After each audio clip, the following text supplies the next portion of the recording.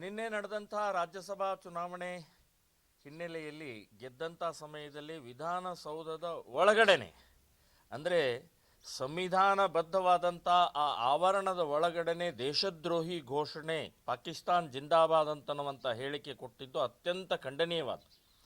ಅಂಥವರನ್ನು shoot at site ಮಾಡಬೇಕು. ಒದ್ದು ಒಳಗಡೆ ಹಾಕಿದರೆ ಸಾಲೋದಿಲ್ಲ, ಶೂಟ್ ಅಟ್ ಸೈಟ್ ಮಾಡಿದರೆ ಮಾತ್ರ ಈ ಪಾಕಿಸ್ತಾನದ ಮಾನಸಿಕತೆ, ಇಸ್ಲಾಮಿನ ಮಾನಸಿಕತೆ, ಮುಸ್ಲಿಮರಲ್ಲಿ ಏನು ಹೊಳ ಹೊಕ್ಕಿದೆ, ವೈರಸ್ ಇದೆ, ಇದಕ್ಕೆ ಉತ್ತರ ಶೂಟ್ ಮಾಡಬೇಕು, ಗುಂಡು ಹೊಡಿಬೇಕು ಇವರನ್ನು.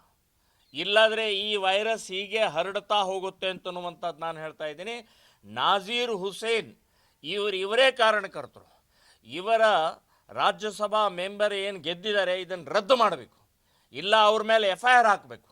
ಇವರ ಬೆಂಬಲಿಗರೇ ಇದ್ದಾರೆ. ಅವರು ಮಾಧ್ಯಮದವ್ರ ಜೊತೆ ಮಾತನಾಡಬೇಕಾದ್ರೆ ಉದ್ದಟತನದಿಂದ ಮಾತನಾಡಿದ್ದಾರೆ.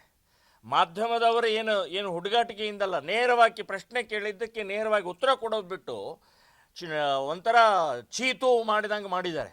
ಸೊ ಇದು ಕೂಡ ಬಹಳ ದೊಡ್ಡ ಅಪರಾಧವನ್ನು ಮಾಡಿದಂಥ ನಾಜೀರ್ ಹುಸೇನ್.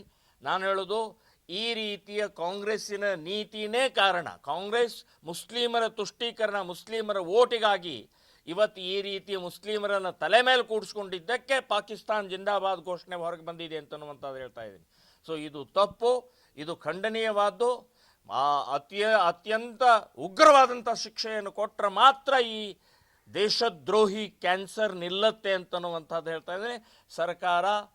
ನಾನು ಸರ್ಕಾರಕ್ಕೆ ಆಗ್ರಹ ಮಾಡ್ತಾ ಇದ್ದೀನಿ, ಈ ಮೀನಾಮೇಷ ಎಣಿಸದೆ, ಇನ್ನೇನೋ ನಾಟಕವನ್ನು ಮಾಡದೆ, ಇಮ್ಮಿಡಿಯೇಟ್ ಅಲ್ಲಿ ಆ ಸುತ್ತಲೂ ಇದ್ದಂಥವ್ರು ಯಾರ್ಯಾರಿದ್ದಾರೆ ರೆಕಾರ್ಡ್ ಆಗಿದೆ, ಆ ರೆಕಾರ್ಡ್ ಪ್ರಕಾರ ಅವ್ರನ್ನ ಬಂಧಿಸಬೇಕು ಅಂತನ್ನುವಂಥದ್ದು ನಾನು ಹೇಳ್ತೇನೆ.